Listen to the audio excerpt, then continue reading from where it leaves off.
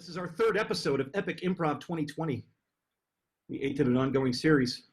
We are the Austin College Improv Troupe, and we are here live streaming on Facebook for you tonight. The third in an ongoing series of 6 episodes of Epic Improvisation in the style of Soapathon, in the style of Improvathon, drawing on the work of troupes like Dynasty, The School of Night, and Showstoppers. By the way, there's a great Showstoppers show coming up tomorrow afternoon. You want to check that out. London time. It's London Friday night, but that's our afternoon. You might want to check that out. Of course, we're going to be having episodes not just tonight, but tomorrow night, on Saturday, and on Sunday. We're starting the first of a 4-episode run of doing a show every day. So join us right now, of course, for episode 3, but tomorrow at 8 p.m., we'll be having episode 4. On Saturday at 1 p.m., we'll be having episode 5. And on Sunday at 8 p.m., we'll have an extra special, long, super duper, end the entire epic and make everything make sense. One wonderful, completely satisfying ending, all on Sunday night. That's starting at 8 p.m. That's what's coming up. But now we're about to improvise for you in the story that we're telling is we're calling Killing Time, the story of KTYM, a TV station that branched out into the world of TV production to try and take advantage of the golden age of streaming television, and has completely bitten off more than it can chew.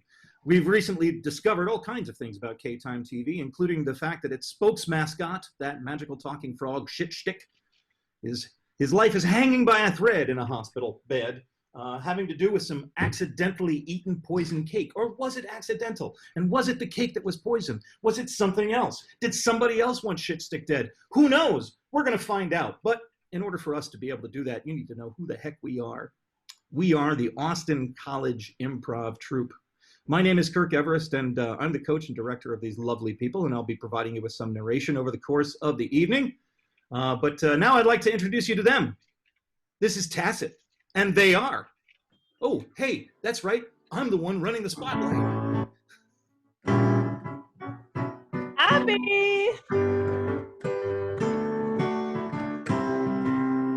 Nick!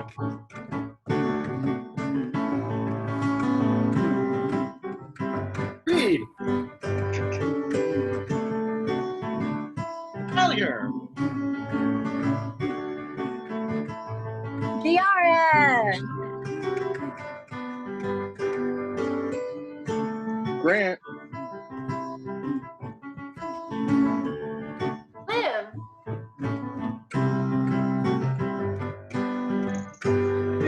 So again.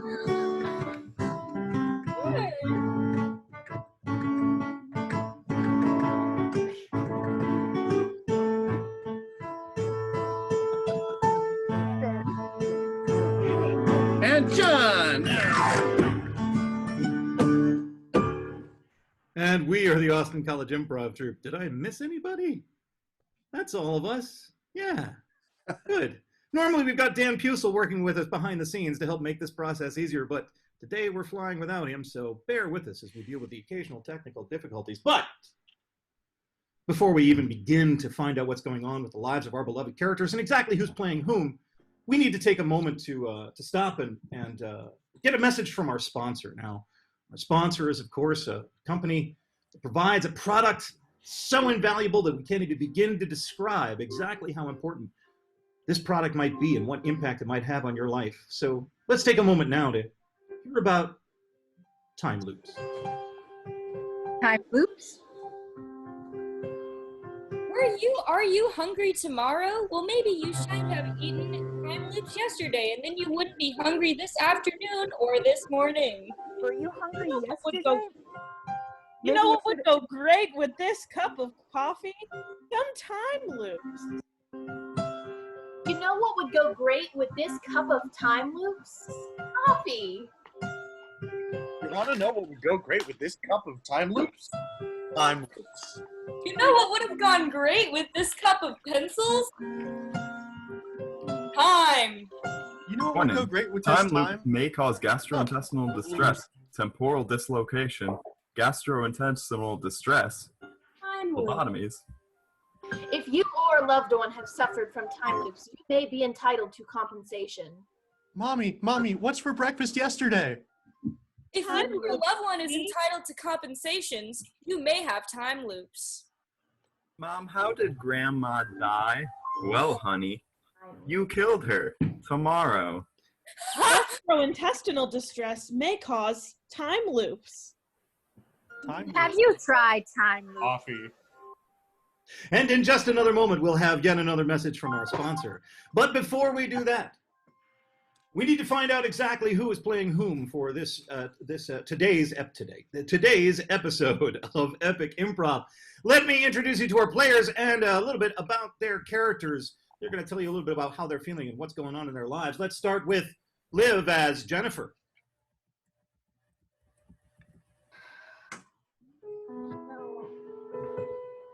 Things have just been really hard the last few hours dealing with actually watching die. I mean, I heard his last words and he said, "You're out to trust somebody," but he died before he could get his last words out, and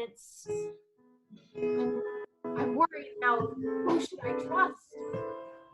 Maybe I should trust no one.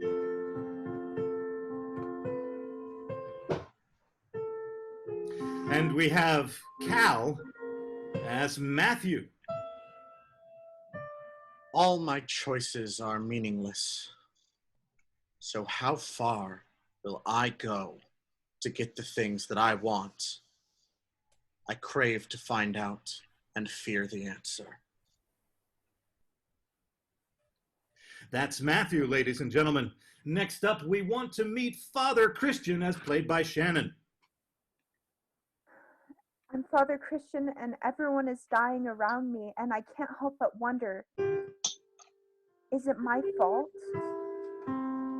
Has my contract with the devil caused my flock so much pain that they're now dying one by one around me?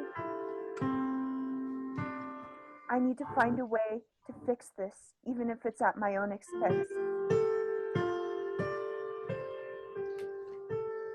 We leave Father Christian's meditations to gain some insight into Cassandra, recently become a stunt double, played by Chloe. So, after a really, really long vacation away with Grandpa, who just found out it's my grandpa, I also realized that I might have a new best friend I happen to look exactly like, and really conflicted about her friendship in her life, and that made me feel kind of conflicted. I mean, I have my pen pal, and how is he gonna feel about my newfound friend Jennifer? Then we have Reed as Sully. I'm Sully, and I'm Grandpa! Well, hi, Grandpa. And right now, I'm trying to gain power for myself, but I mean, that's what I wanted to do, but now there's so much crazy stuff going on, and the shit sticks bag might come apart because he died, and there's just so much going on. I'm trying to stay above it all. That brings us to John, producer, as played by Nick. Hi, I'm John. It was actually during the planning of my finale that Shitstick,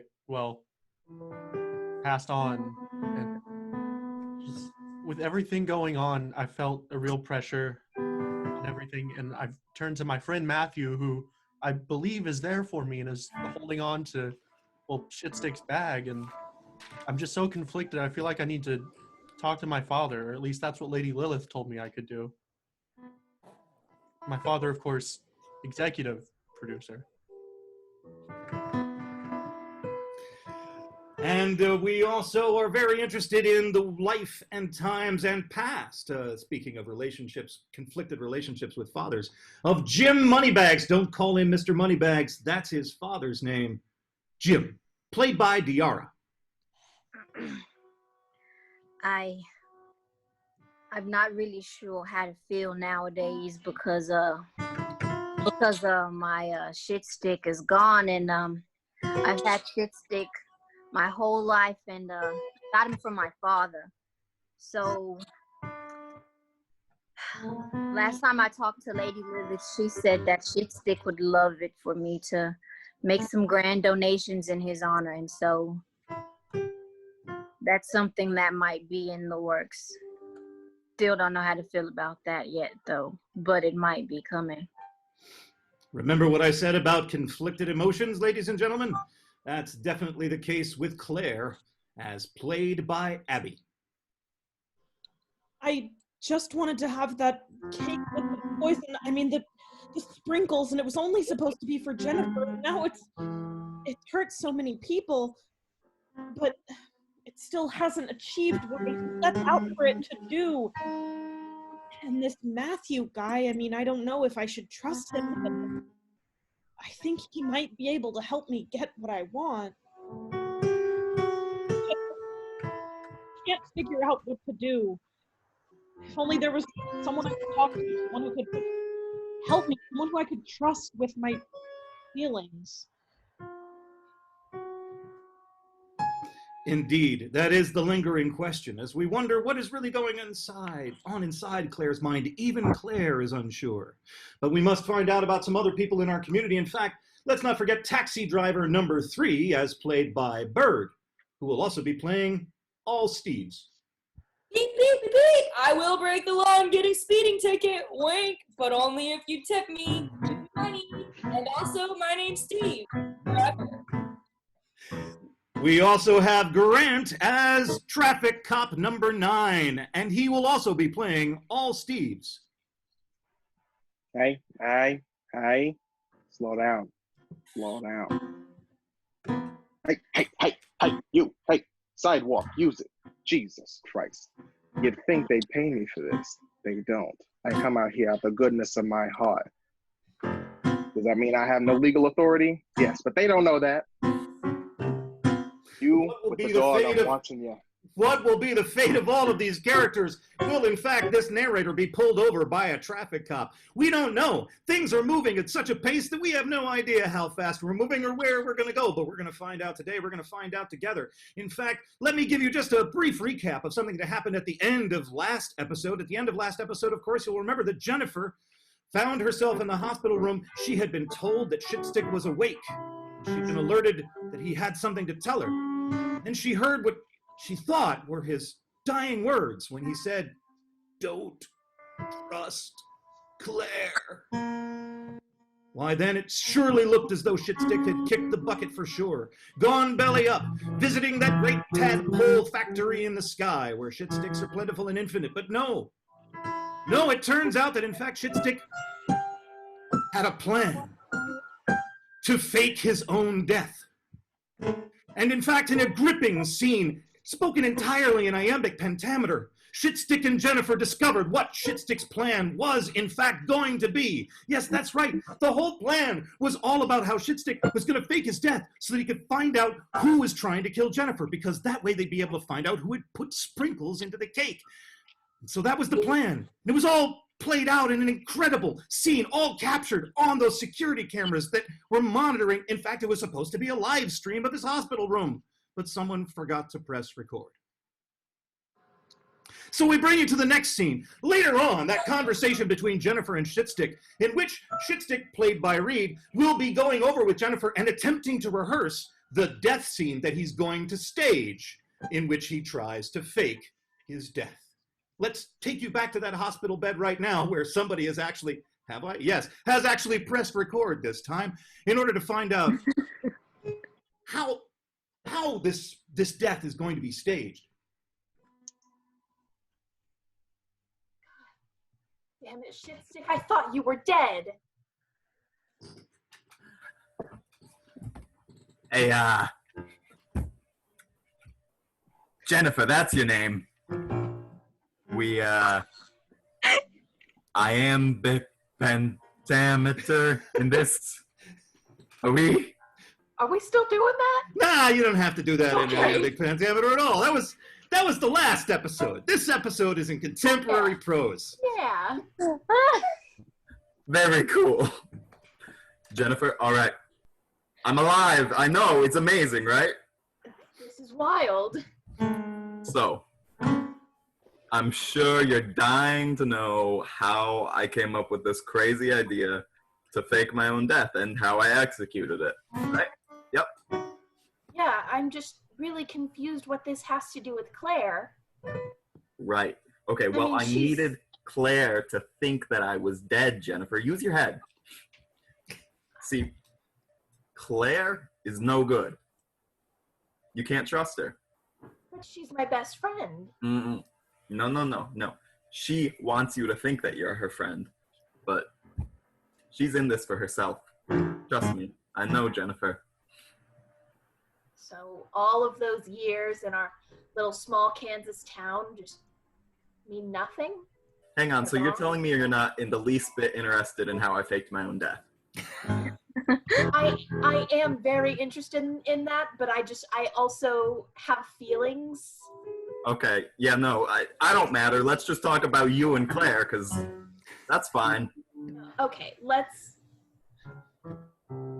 talk about your plan, and then we can get back to my feelings about Claire. What's the plan? What do I need to do? How can I help? Thank you. You're making me very happy, Jennifer. All right, so we haven't done the fake death yet. That's what I'm gathering. Well, you just rehearsed part of it for me, didn't you? Right, yes, that's what happened. I rehearsed part of my fake death with you. Okay, so just to go over the plan one more time to make sure there's no hitches and, you know, we're good to go with everything. Okay, so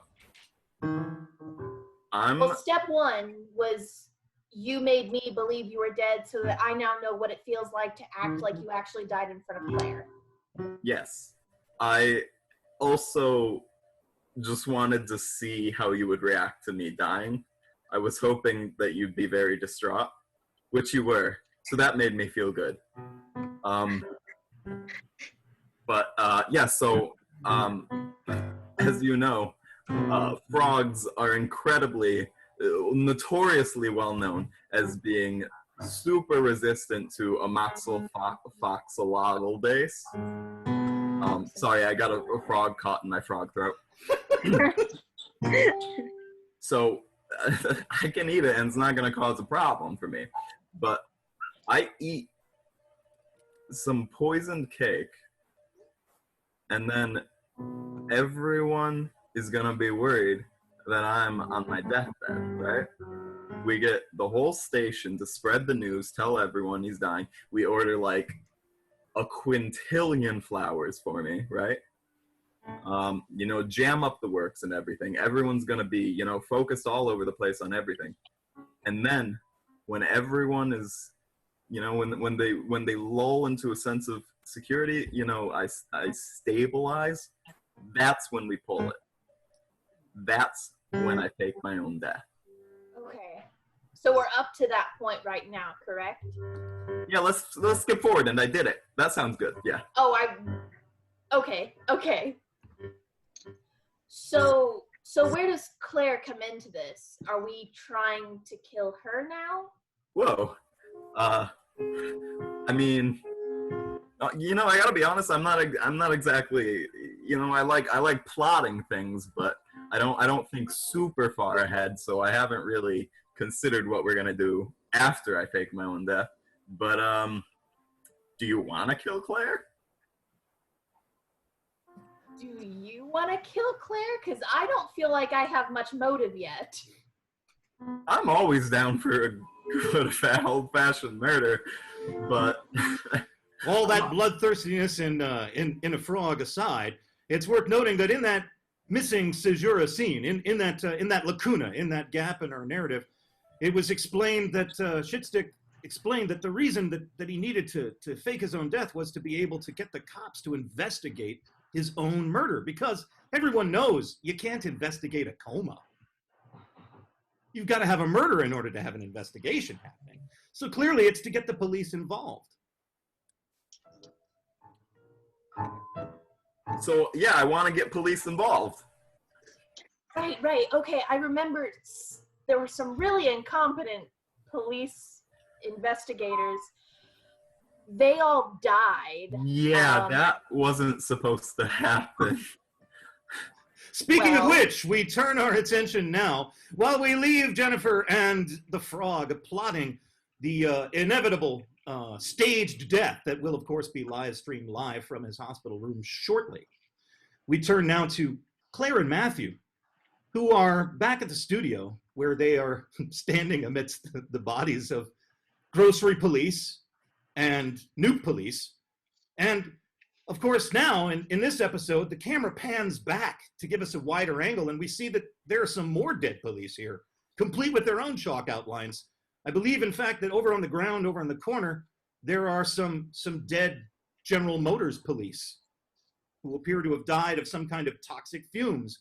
And over in the corner, there's another pair of police who have also died, the continuity police. They appear to have choked on their own logic. And here are Claire and Matthew, wondering about the costs involved, how many bodies are needed. And we find out a little bit more about this alliance that they've decided to make and what the price of success might in fact entail. Here they are amidst all the dead cop bodies. Matthew, I'm just now realizing that there are a lot more bodies in this warehouse than we originally thought. Frankly, You think they all have something to do with me? numerically, I think it's not possible. No one cake could kill this many people. Well, it was a pretty big cake, and it looked pretty good. I mean, does like a half a bite kill you? Because if that's the case, then maybe, but... You know, I'm unsure about how much it actually takes to kill you, because it's been several days and the chemicals just beyond the point. Yeah, there's still a fourth of a slice of cake on the ground, so... So then it probably wasn't all me. But I definitely think that I killed those police. I'm sorry, Claire. I was dissociating as a result of all the death and bodies. Could you repeat that last thing you said? I just said, I guess that I just killed the 4 police and not all these other dead bodies that are here. But that's all besides the point, because the person that I sought out to kill in the first place is still alive, and I don't know what to do. You want to kill your roommate? Well, it's not that I want to. I mean, she has been a good friend to me these past however many years we've been friends, because we haven't established how old we are, but you know, I think it's the next step in our relationship. It's really unsettling. It's really unsettling to hear all these gaseous laughs escape from these dead bodies. Yeah, I didn't realize that was part of the body rot process. That's terrifying. It's also a known side effect of death by oxytodylosidase. Oxytodylolidase. Thank you. Yes. Moxithodololidase. Moxithodololidase. Oxythodylolidase. Yeah. Yeah. God. Claire, the amount of bodies, the amount of carnage shouldn't matter. We are all free to get what we want. Wow. Matthew, I think you're disassociating again. I'm just going to try to sum up what you said. I think you are saying essentially that it doesn't matter how many bodies it takes to get to the end goal, as long as I get there. Something about this bag that just... I keep dissociating from this reality, so fair warning, I may cut out of our evil scheming together. Well, do you think that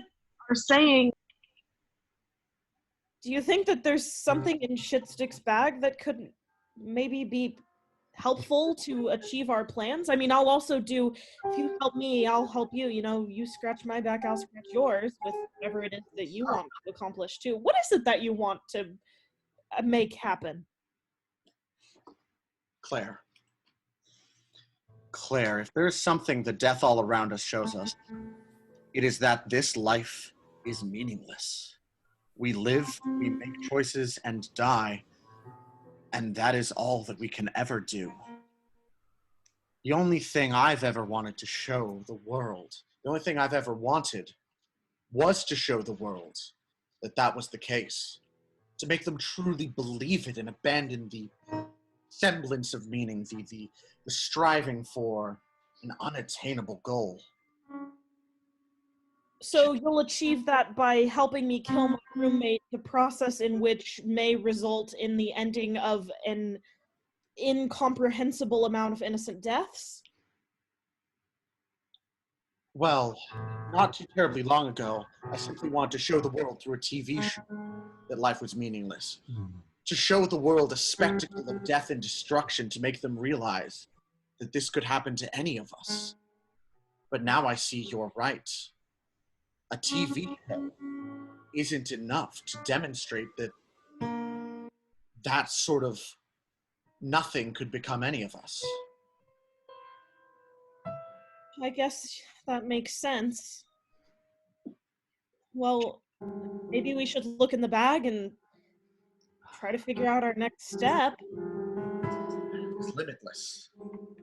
We can call for anything we could want. Anything? Another bottle of a Moxie,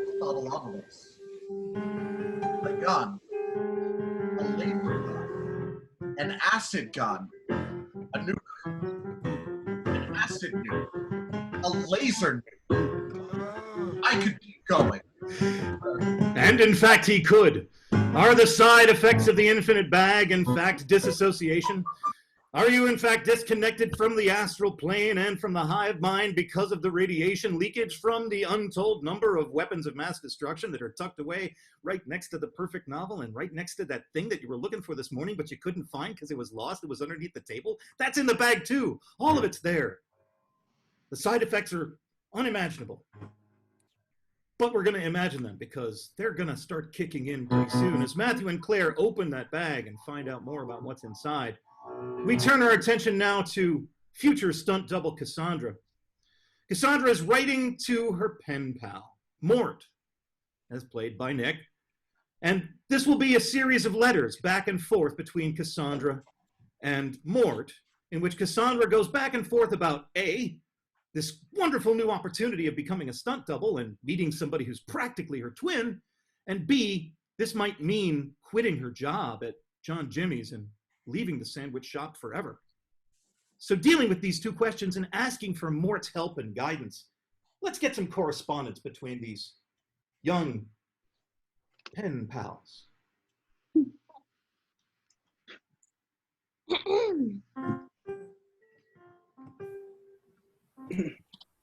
Dear Mortimer, my fellow sandwich shop.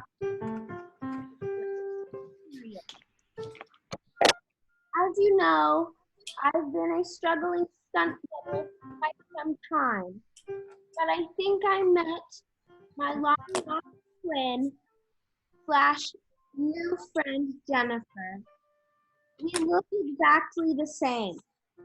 It's quite terrifying.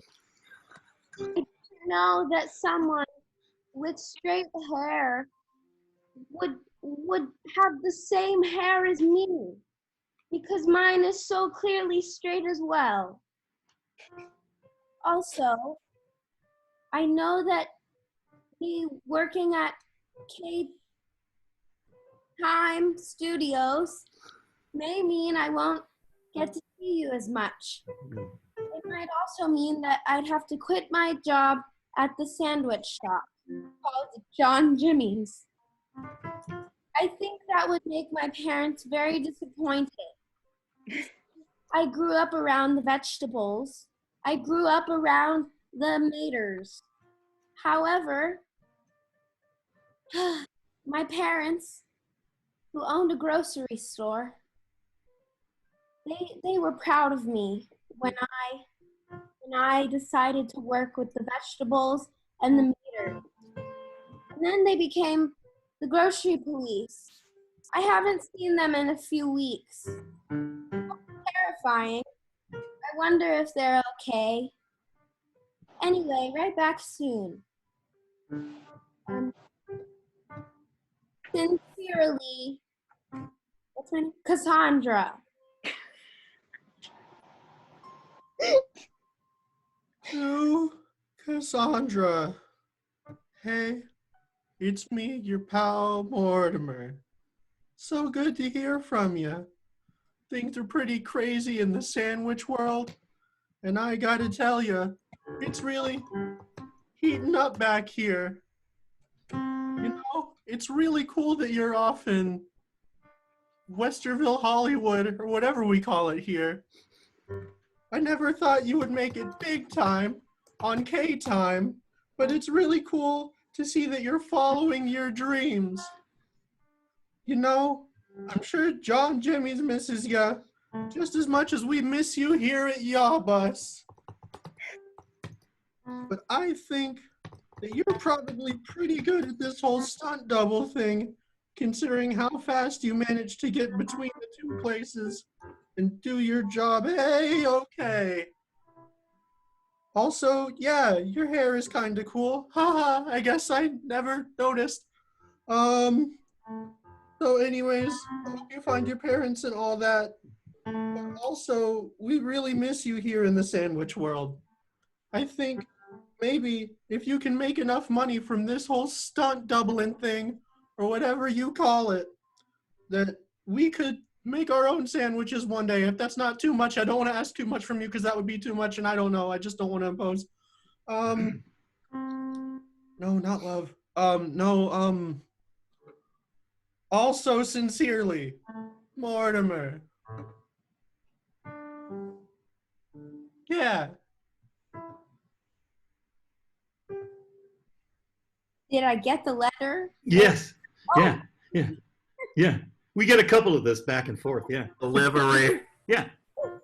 Thank you, Grandpa. Oh, you're the mailman now. That's right. Good old Gramps delivering messages whenever we need him to. That's right. Just call him the Mr. McFeely of K-Time. Fingers in so many pies, Grandpa. Okay.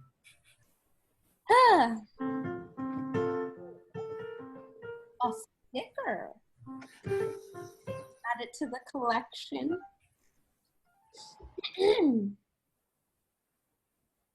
Reading letter. Okay, I'm ready. Dear Mort. No, that's too flirty. Dear Mortimer. I really do quite miss the sandwich world. However, I think it's quite funny that K-Time Studios is sandwiched between our two shops. I wonder what it would be like if instead of running over to Yabus 2.5 times a day like I normally do, if I had a zip line of sorts that I could just whee! Exclamation point. All the way over to Yabus. I hope you know that I'll still be making sandwiches in the meantime, and you should really get working on that zip line. So I'm going to be poor as the dirt that grows the veggies. So I will need some financial support. No, the sort. That's a beautiful letter, Cassandra. Grandpa! Sorry, I didn't know it was private. You were speaking out loud. Close to hearing aids off. With relaxing. What'd you say? Yeah, good.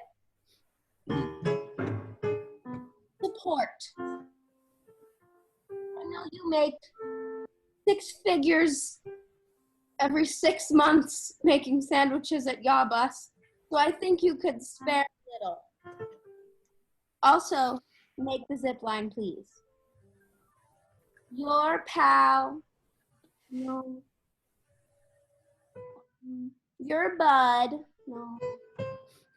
Heart. You don't think that's a little too flirty? And through the miracle of narrative compression, we were able to learn of Mortimer's reply. It's a letter. It's a letter for me. Yeah. I seen you before? I'm your grandpa! You're my grandpa? One's grandpa! That's convenient. Thanks. It's from Cassandra. How should I word this? No, that's too flirty. My friendliest of friends, Cassandra. But like, that's not limiting. I think it sounds great! Thank you, Grandpa. It's really, I'm glad you're here for my letter support. I hope that you stay here and support me while I write this. Thank you, Grandpa. I love you! I love you too, Grandpa. To the friendliest of friends, Cassandra. Yeah, you know, I'm kind of making that bank here at Yabus.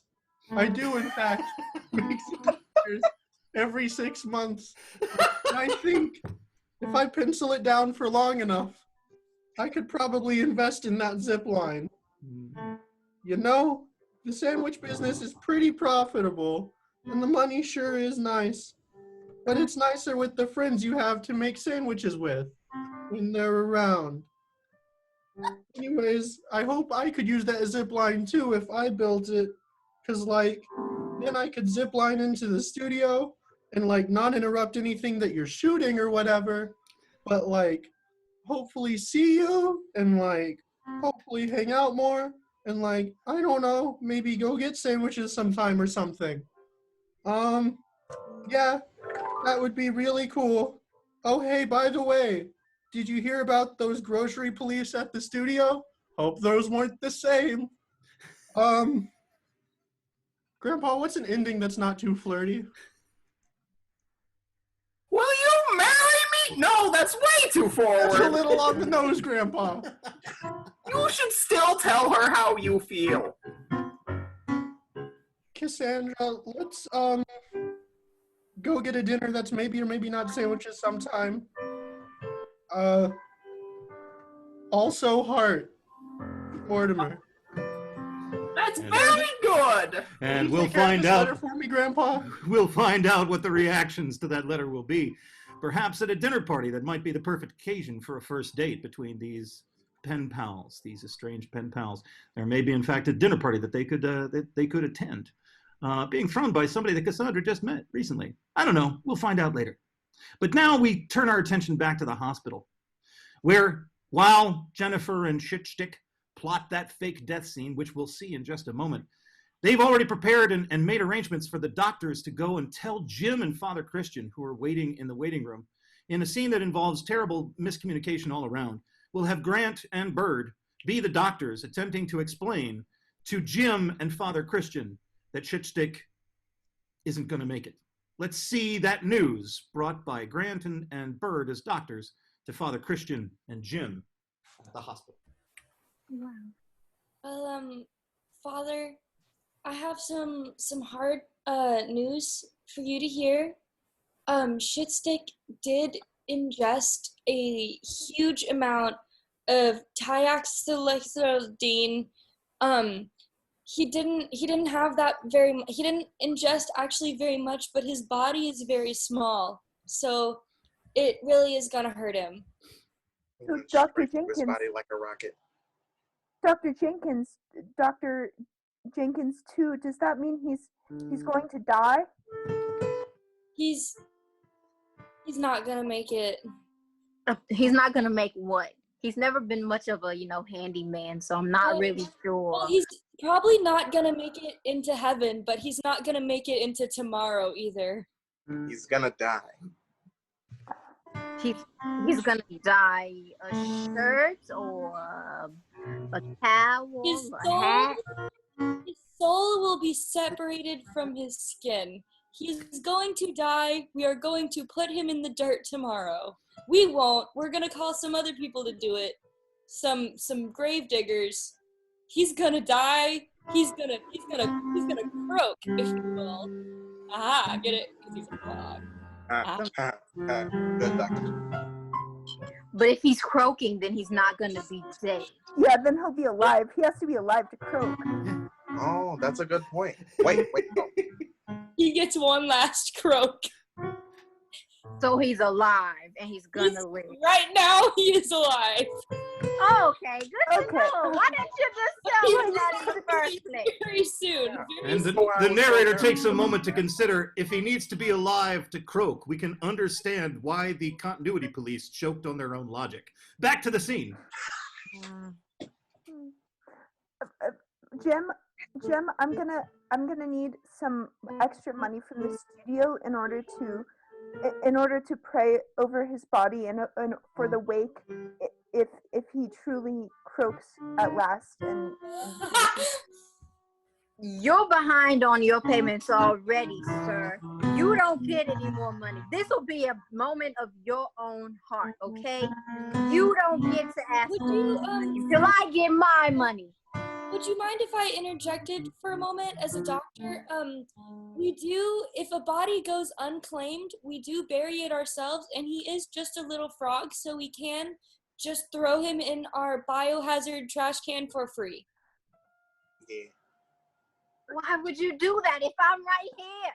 Why are you even talking to Father Christian? Shit stick was my shit stick. I was talking to you! Well, he was mine. I'm gonna claim him. I'm claiming him now. Then you're gonna have to pay to bury the body.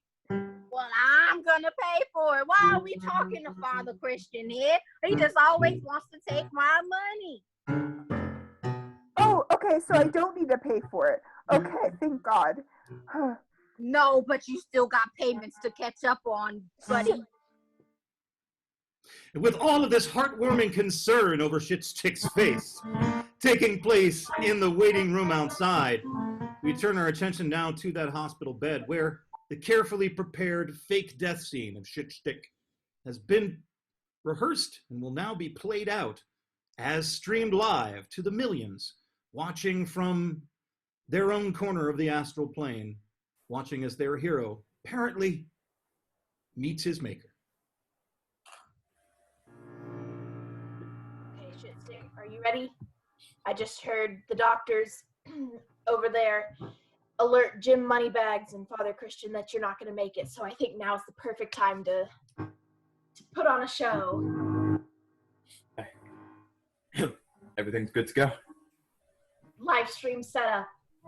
Beep. Beep. Beep. Beep. Jennifer? Shitstick, are you dying? Jennifer, I'm dying. Oh, Shitstick, don't die. Jennifer, I think my body is breaking down and I'm slowly dying. You're dying. No. Yeah, Jennifer, I can feel it. In 30 seconds, my body's gonna stop working and I will be a corpse. But Shitstick, that would make me so incredibly sad. Jennifer, I need to tell you something. My final words. Okay. Don't trust.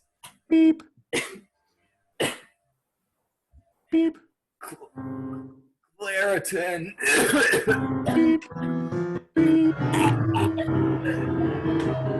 Oh my God.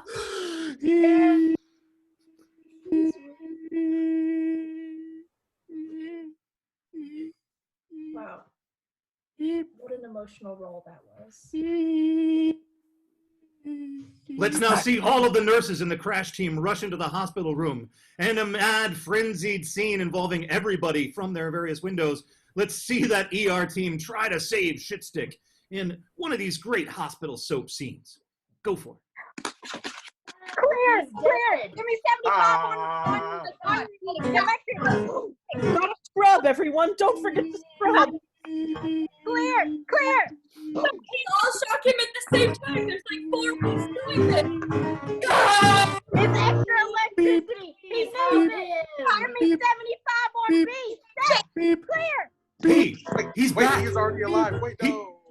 actually have some more final words. Beep. Beep. Speak to us. Beep. Wait. I have more final words. Beep. Beep. I just wanted to say, don't let them throw me in a dumpster out back. I know I'm just a frog, so they can do that. Beep. Don't let them do that. Beep. Also, Beep. wait a while before you redistribute my assets. Beep. Beep. Beep. You didn't tell us how long to wait. He croaked. Beep. Final Do we croak. want to Wait, try wait. again? Oh, he's back. Huh? Beep. Wait 2 weeks. Beep. Oh, he's gone again. Yep.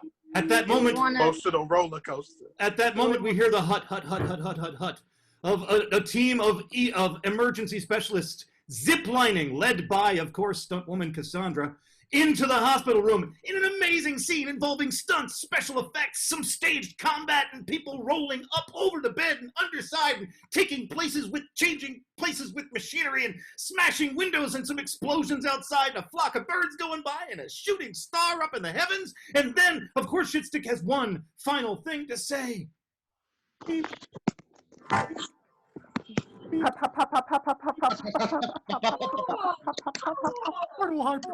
Heartbeat monitor. Beep. Wait! I have one final thing to say. Beep. My last wish. Beep. Don't perform an autopsy. Please, just bring me back to my home, lay me in bed, Beep. and let me decompose there. Beep. Is this the home with Jim or Beep. the one outside? My trailer. Beep. Oh, all right. Beep. Oh, God. Nothing could keep that frog from his fate. And there, clearly in the eyes of millions of live stream viewers, all viewing at once and causing enormous amounts of lag, that's where Shitstick finally met his doom. There was grieving in the streets. Let's see some. Yeah. People tore their garments. Beep, beep, beep, beep, beep. There was a little bit of rioting. Ah! Deep soul searching. I can go without Shitstick. Some people actually answered their email and paid their credit card bills. Hello, I'm Ben. debt free. Right in front of me. $20 for gasoline. But that's an awful lot of emotion for all of us to take. So let's shift our attention now away from that macabre, moving, and probably an Oscar-winning sort of moment to another part of the hospital where, in fact, an autopsy is, in fact, taking place. And what I'd like to see is a series of clothesline scenes in which we have a series of medical examiners. We'll start with a team of two, which is Grant and Bird. One of them will accidentally cause themselves to die during the autopsy, at which point another medical examiner comes in and the existing medical examiner finds another reason to die, until we have quite a few bodies pile up attempting autopsies on all the dead cops. We turn now to that to the medical examiner's office, to the morgue downstairs, where in fact autopsies on the cops are being performed and death starts to spread. Let's see it now. Oh my God! Hey, Dr. Steve number 2. Great to see you. Hello. Back to work again. All right. What do we got today? It looks like from a preliminary exam, death by poisoning. You see the purple around the lips. That's a thing. Yes, I do. I noticed it.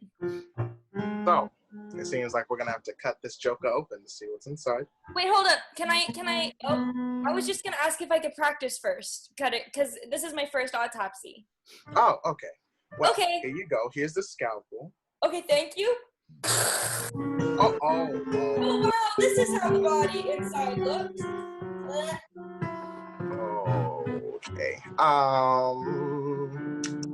I'm gonna put you on this other table right next to this guy, and I'm gonna finish this autopsy, and then I'm gonna come over there for that one. So look in there, open up the stomach. It looks it's like glitter. Steve number 2. Hey, Steve number 2, how's it going? How's it going, It's Jeffrey? it's me, Dr. Procedure. I'm here to help with the autopsy. Yes, Thank you, that's what doctors do. All right. So here's the stomach contents. I can't quite tell what this substance is. That's kind of grody, Steve number 2. I'm gonna be honest. Did you bring the gloves? Yeah, I'm wearing mine. There should be some on the table behind you, Oh, or you can perfect, just use perfect. the other medical examiner's Snap. gloves. They're now having use for them. Snap. There you go. So it seems like they died immediately after eating this because it all still looks normal. So I can't exactly tell what's going. Immediately after? Well, how are you sure? Well, the stomach it's not dissolved as much as it should be, and I dropped it. Let me pick that up. Oh, Test it for poison? I You should. know, me being a doctor and all, I think I have pretty good recommendations. All right, I picked it up off the floor, and now I'm gonna take it over to Oh, I fell. It landed in my mouth.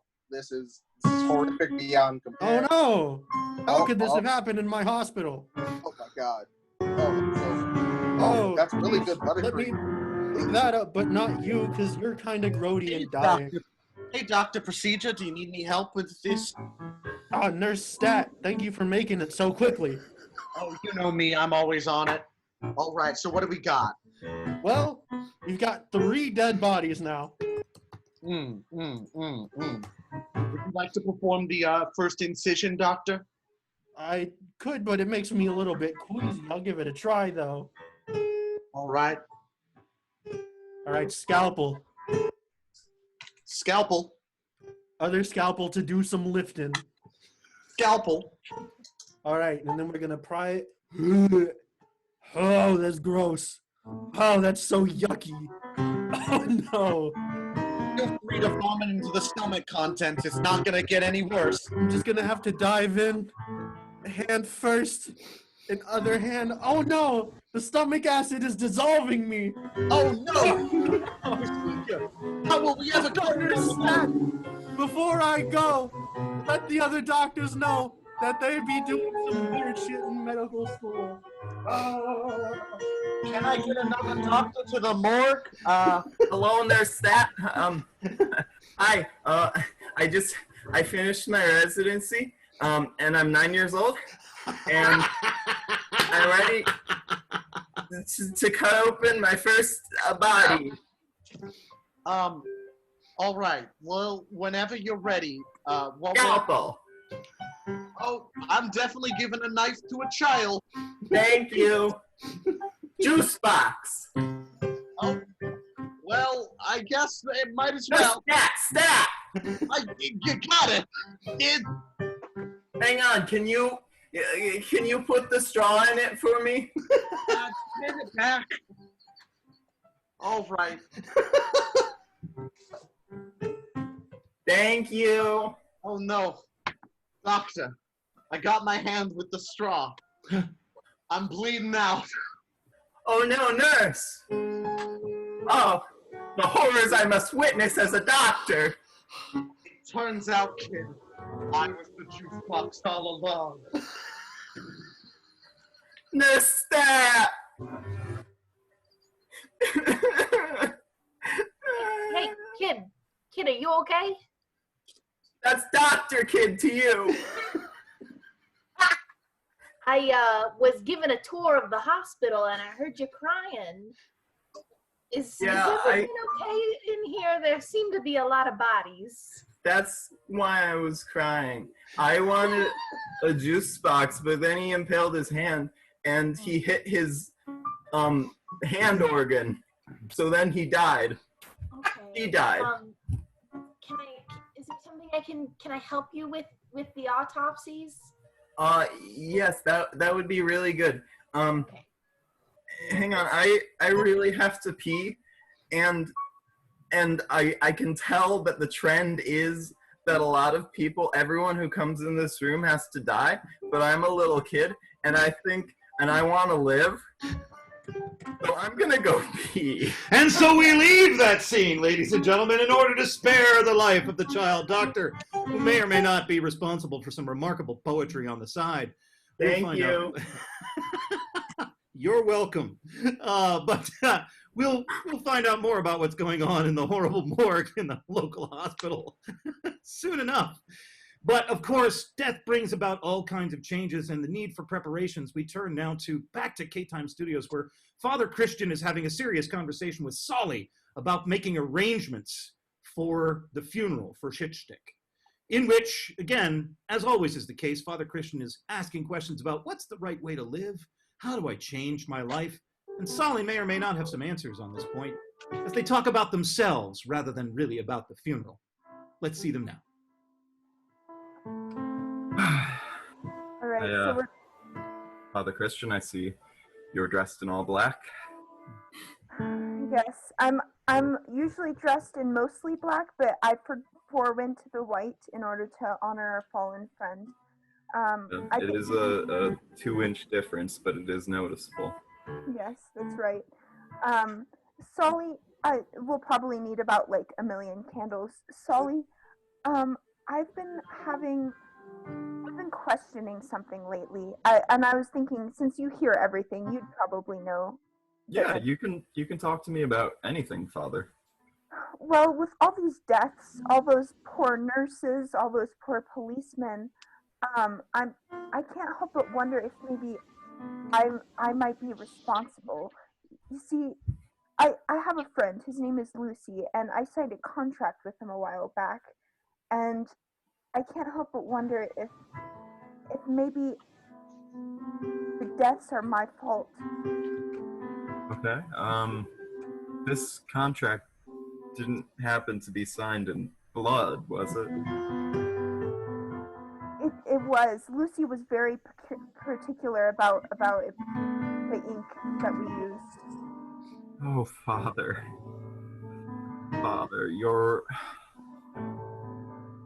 you don't know what you've done, do you? Have I signed over the souls of my flock to Lucy for eternity? Father, you've signed over one soul. My own. Mm-hmm. But it's okay. I have a friend back in Wisconsin. He had a similar thing happen to him, and he was able to get out of it. But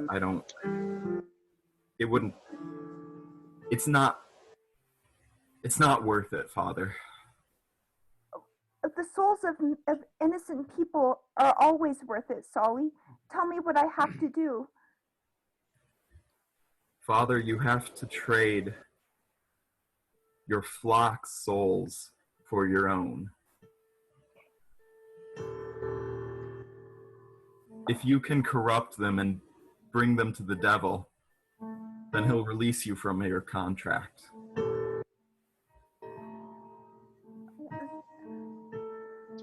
I read somewhere in one of those law books that I was trying to read up on that contracts often go 2 ways. If I sign over my own soul again, that may release the rest of my flock. Well, hang on. I'm not 100% sure that a deal with the devil is beholden to the laws of the United States of America, but it's worth a try. For innocent people, it's always worth a try. Thank you, Solly. Now, we leave that conversation now because, of course, everybody knows that Solly, who handles all of the contracts for K-Time, understands contract law on a positively diabolical level. But speaking of the impact at K-Time, we return now to the offices of Jim Moneybags, where Jim and John find themselves in the wee hours of the morning after the death, talking about mourning and how both of them miss their dads and wish that they could talk to them. John and Jim in Jim's office, talking about the past. John, my boy, it's good to see you here. Yeah, it's good to see you. I just Wish it was under better circumstances, you know. Yeah, I know. But listen, we got to work with what we got here, and I just wanted to say that I really enjoy your show, and Shit Stick enjoyed your show, and my father and your father knew each other well, and I would just I really miss my father right now.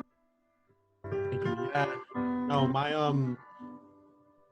father had been taking me to the studio ever since I was a kid, and well, Shitstick's just always been around. He's been a real positive force around the studio, and just to have him and my father gone now, it feels kind of empty walking these halls. I just don't know. I wish I could ask him for advice like I used to, you know? Shit Stick or your father? Well, my father, I like Shit Stick, don't get me wrong, but you ask the guy for advice and he tries to sell you cocaine. It's not really a great deal. Listen, he's gotten better at that. He got better at that. That was during his very, very rough patch in life. Okay, we know when Shit Stick's life was very heavy in the narcotics, and no longer like that. But well, it's no longer like anything because he's dead. It's okay, Jim. Don't worry. We'll get through this. Even if you can no longer fund the show that my father and I started, you know, the bond that tied us together, it'll be okay because we're friends, right? We friends, Jim? Would you say that? Yeah, of course. Why wouldn't your show get funded? What? Well, because there were like budget cuts at the studio. That wasn't about you. Hold on, what? You were safe this whole time. Me and Shit Stick watched your show every showtime. No. I talked to Matthew, and Matthew and I were talking it out, and our shows were getting canceled. There were budget cuts that were happening, and we decided that we're gonna have our finales come up because of everything that was happening. You know, Amarillo Vice is ending, right? Who said that Amarillo Vice was ending? I figured I didn't have any more money. What was I supposed to do? Just let it finish without an ending? What? No TV show would do that. Amarillo Vice is ending? Yeah, that's why I'm trying to get the cast to explode. Why would I have the cast explode if there was no finale? You haven't filmed that right yet? Not yet? No, there are budget cuts at the studio. I couldn't really film it. Oh, thank God for misunderstandings. I would be devastated. But Matthew had told me in confidence that we could come up with something better together. Your show was never an issue. It was always this Matthew life whatever show. Life trudges on regardless. Yeah, that. It was the colon season. If he didn't bring me more money, he would be canceled. I don't know where all this extra stuff is coming from. Amarillo Vice is my favorite. Well, thank you. That means a lot to me, and I'm sure that would have meant a lot to my father to hear. Yeah, I had to keep it real with your father every time I saw him. And my father and your father were like buddies, best shut up dog, or best friends. And it was just, I couldn't do that to my father, to do that to your father, to do that to you. Thanks, Jim. Plus the ratings are through the roof. I had to keep it up. You told me the ratings were down. We talked about it. We talked about Rotten Tomatoes and how I was at like a 45%. He was checking his phone when we went over it, so. Why would Matthew say something like this? I don't know, but you know what? This is giving me a headache and I have an itch to scratch it. And that's when Jim brought out the blades. Jim, is that your dad's blade? Indeed it is. And I'm feeling like it needs to have some handiwork done. In fact, Okay. is that a voice coming from the blade? Is there a voice coming from the blade of Jim's dad? Yes, it is. It's me, Jim's dad, in a very small voice because I am now a blade. I can hear it. Jim, do you hear that? Yeah. My did you- dad tells me everything I need to do. Jim, did you know your dad was a sword? Hey, I'm talking here. You don't interrupt. I'm sorry, Mr. Moneybags. You see where I get it from, man? You see where I get it from? Yeah, no, I get it. What was that, Dad? The next thing you need to do is get rid of Matthew. And with that dire voice speaking dire words for a dire future from beyond, we find our attention shifting to yet another sort of expressionistic landscape. For this is our opportunity to find out about Claire. That's right, because Claire, after having some more words with Matthew, goes to bed conflicted and has a dream in which everyone is involved. But we do, of course, have Jennifer and Cassandra playing the main roles because this is a dream in which Claire dreams all of the times that Claire has ever wanted to kill Jennifer. So we get to see all of the different occasions on which Claire has wanted to murder Jennifer, and because it's a dream, it may or may not actually happen. And so now, Claire's dream of the many deaths of Jennifer. Hey, Claire, do you want to be my friend? Hi, that would be great. What's your name? I'm Jennifer. Hi, Jennifer. You already know that my name is Claire. Yeah. I'll be your friend. Yay! Do you want to go play on the playground together? And Well, maybe we could go play on the swings first. I like those better than the playground. oh, I like the playground better than the swings. Oh. Well, I like the swings better than the playground, Jennifer. Well, how about we do the playground today and the swings tomorrow? Fine. Fine. Just watch out. Make sure you don't go flying down that slide too fast or something.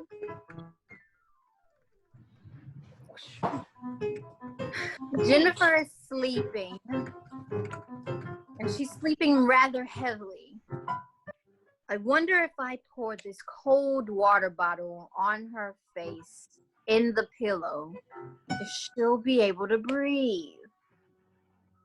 Well, this is just, I mean, like cold water would just wake her up, but that's a thought.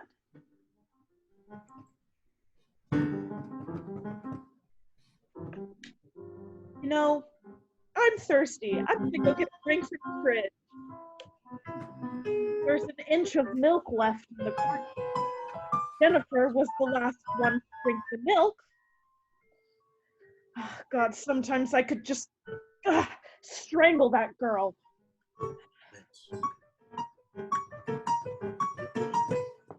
Oh, hey, Claire. I know that you were talking to Jason. Yeah, But we've been really hitting it off. He just asked me out on a date. And I wanted to check in with you and see, I don't know, if I went. Yeah, Jennifer, that's fine. That's perfectly fine that you go on a date that I've been with a guy that I've been talking to for the past 4 months, but that's totally fine. You guys have fun. Keep an eye on the bushes. Make sure no one's hiding in them. You're so funny with your threats all the time. Thanks, Jennifer. Claire. Have a good time. The best to see above it a stiff rocky ledge. Jennifer stands on the edge, the wind running through her hair, and Claire behind her. Dark thoughts in her head. God, it would just be so easy to push her and then just say, "Oh, she slipped. Oops, I'm so heartbroken. My best friend died. Maybe the wind blew a little too strong if I just..." Not if I get to you first, Claire. Ooh. What's that supposed to mean? Claire, come in and shut the door behind you. Okay. Claire, we've been thinking, and we've decided to cut you from the commercial in favor of Jennifer. Again? Again. Is there a reason why? Say that again. I have piano music in my head and I can't quite hear you. Is there a reason why you went with her instead of me? Well, Claire, there are several. I mean, it's the general, her being more attractive, her being more talented, her being more generally desirable than you are. Okay, that's fine. Are sitting out in the lobby. You want me to tell her to come in to enjoy the good news? Oh yeah, that would be great. You are useful. All right, Jennifer, it's your turn. Maybe I'll just slam this Hey. door a little too hard. Hey Claire, I just auditioned for 456 shows and I got a part for all of them. I'm really out here living my big dream in a big town and you're here doing nothing. You followed me out here and you sit at home all day. Jennifer, it would be really unfortunate if I happened to get you a really fancy, really delicious cake that had poison in it. That's ridiculous. Claire, it's me, Matthew. I know that we had plans to team up to kill your roommate, but I've decided to team up with Jennifer instead to kill you. Matthew, I thought that we were going to work together to... Why would you do this? No, don't even say it, I know. She's prettier than me. She's more desirable than me. She's just all around better than me. Claire, you're not my daughter anymore. Jennifer is. Hey Claire, you're not my best friend anymore. Cassandra is. You're not my mom anymore. Jim Moneybags is. I have a child? Claire, you're not Claire anymore. Jennifer is.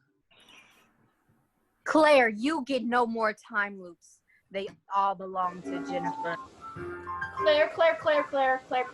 Claire, Jennifer we're stuck is. making sandwiches on a zip line now. Claire, you've been excommunicated from the church. No. Jennifer. Claire, you've been excommunicated from your own life. Claire is obsolete. Claire, you've been Claire, I have these from flowers here for you. communication. Oh, actually, they're for Jennifer. We leave that terrifying and horrifying fever dream. Ah!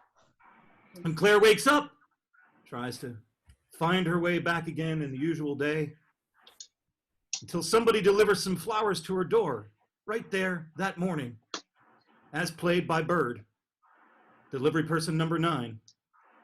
And an unfortunate interaction takes place when we discover the flowers are for Jennifer. Hello! I have some flowers here for you. The flower delivery man. Who could have sent me flowers? That's so kind. Can you just sign here on this document? Of course. Claire.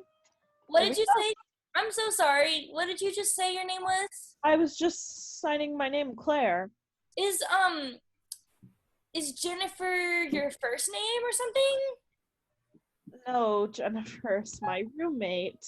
These are for Oh, these flowers are for Jennifer. They're not for you, but that's okay. I'm sure someone out there loves you. They just didn't buy you flowers. Maybe another different flower man will come later. And as we zoom in on Claire's tightened fist and see the bead of sweat pouring down her face as she considers the next action she might take, why now is the time for us to cut across town to another scene entirely.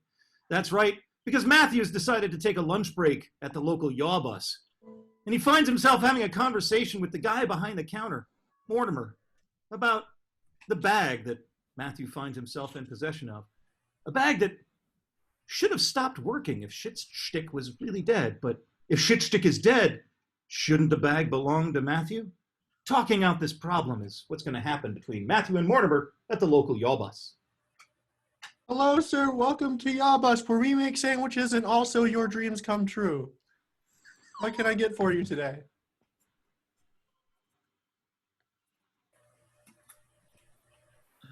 Mortimer, was it? That's what your name tag says. That's right, Mortimer from Yawbus. Mortimer, dreams die. That's the only thing they're good for.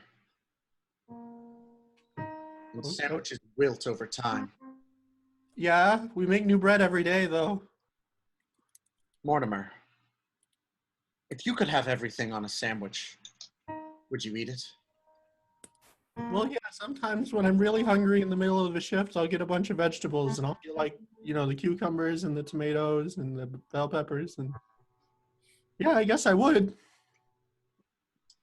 What if you thought that everything sandwich you made was stealing from your employer? What if you thought that putting everything on a sandwich meant that other people would have less sandwich? Well, sir, that's an interesting thought, but I gotta tell you, these Yawbus sandwiches will sure treat you right.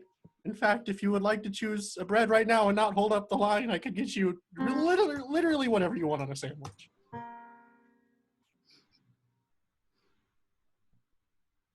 An empty wheat bread. Wheat bread devoid of all that humanity that makes...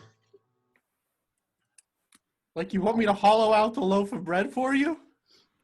I'll just take pumpernickel. Okay. And, what kind of meat? And also cheese, if that's your thing, sir. Cheese? Yeah? Cheese? Yeah. What does cheese even mean anymore? Does cheese have a meaning outside of the cheese that we give it? Well, no, but it comes in several different flavors. We have shredded, and we have cheddar, and we have provolone, and we have Swiss, and we have mozzarella, and we have Gouda, and we have Bardi. It's 2 pieces of bread still a sandwich. If I were a sandwich and I had left everything that made me whole and full behind, would I still... Sir, this is very metaphorical and deep, but there are like 7 people in line behind you. Why should I care about 7 people's sandwiches when I can't even find my... Sir? Oh, great, now he froze. I'm going to be waiting in line forever. He's taking such a long time to order sandwiches. Everybody, if you'd like to pick out your bread ahead of time, I'll get it for you. He took the pumpernickel. I want sourdough. Sir, now that it looks like you're back from that deep moment of thought where we couldn't really hear what you were saying, would you like a meat and cheese on this sandwich of pumpernickel bread? Give me With turkey. And turkey? Okay, got it. No, those are things. Those are options. Would you like it toasted? I want one more thing on my sandwich before you toast it. Oh, God. I mean, I could put mayo on it, but then it'd be really hot mayonnaise. The last of the onions. Come on, man. The last of the onions? The last of the onions. We don't get another onion shipment in for 2 weeks. Are you sure? Am I sure? Onions for the rest of us, man. Can I be sure of anything? If I'm sure of nothing, then... Because the last of the onions is like an entire carton of onions. You Can you just make him go because I'm hungry? I just want to make sure. I'm almost through my last of them. mid-afternoon sandwich and I need Riot! I'm just trying to make the sandwich. Why are you riding against me and not this guy? As violence breaks out in the local Yawbus, Oh. and Matthew wonders, do I have a potentially infinite supply of onions inside Shitstick's infinite bag? And how many kinds of cheese are there in an infinite bag of things? And as those thoughts distract him from the bodies flying and the glass smashing and the sandwiches being consumed without cheese, as chaos erupts inside that Yawbus, we turn our attention across town to the studios at K-Time, where Cassandra and Jennifer are hard at work on an episode of Omaha Ninja. And in the process of rehearsing a scene in which they're involved in some elaborate combat sequences, we can see in the background various stunt people suffering horrible fates as their stunts go wrong, while Jennifer and Cassandra interrupt their rehearsal to talk about their personal lives and reveal something about themselves to each other while they're working on this scene from Omaha Ninja. Let's see it. Okay, so in this scene, I'm gonna do this really long emotional monologue, and then I'm gonna jump out of the frame. You jump into it, and you're gonna do a triple backflip over this molten lava, and then I'll come back on. Okay, simple enough. That seems reasonable. But I guess before we rehearse that, I just wanted to talk to you. You know, you've really become a really close friend to me, Cassandra, and you mean a lot to me. And I'm really worried about Claire and what her motives are, and I feel like she's not as good of a friend as I thought she was, but I think you are. Well, thanks for saying that. I've definitely struggled with some similar things. I mean, my best friend was my mom. Before she got killed by that cake. I'm so sorry. Anyway, but yeah. Wait, I'm sorry. Did you say your mom was killed by a cake? Yeah. She was one of the grocery that got. That one was real. Come on, man. Watch your shot. Jeez. Look, Cassandra, I'm not exactly sure how to tell you this, but I think Claire killed your mom. I don't know if you need to do like a big stunt to like process, but I think I do. Okay. I'm gonna go jump off that building. What are you gonna do? Break my neck? Ow! Oh no! You really did. Medic!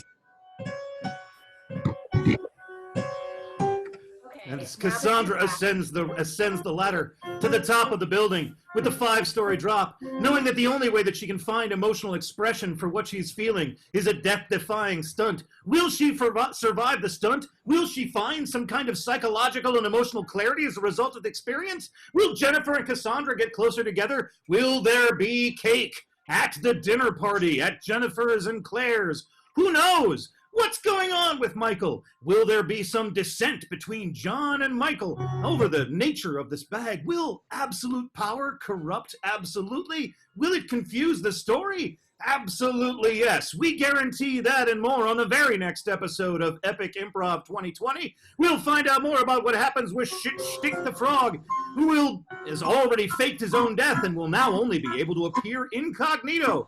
We'll find out more about the rising body count and what really is the source of all of these mysterious and somehow avoidable deaths. And of course, don't forget to tune in to this spot, AC Improv Troupe, where you can find some of K-Time's programming generated live in improvisation after we shoot this episode. Don't forget to visit the Facebook site for further information. Follow us on tomorrow at 8 o'clock, Saturday at 1 o'clock, and Sunday at 8 o'clock here in this very same place. We are the Austin College Improv Troupe, and I'm going to remember to spotlight people this time, and we are...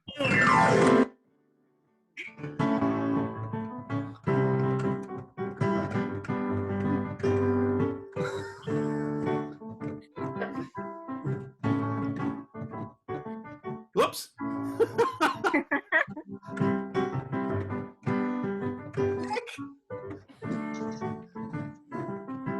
Still me. Grant. Abby.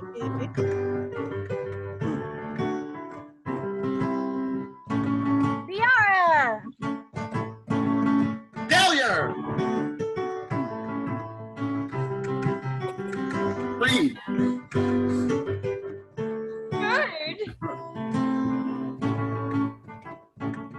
Good. And I'm Kirk. And somewhere I'm John. Austin College Improv Troupe. Thank you very much for joining us. Don't forget to join us for our future episodes. Check out the half episodes, also available on YouTube. We will see you folks tomorrow night. Thank you very much.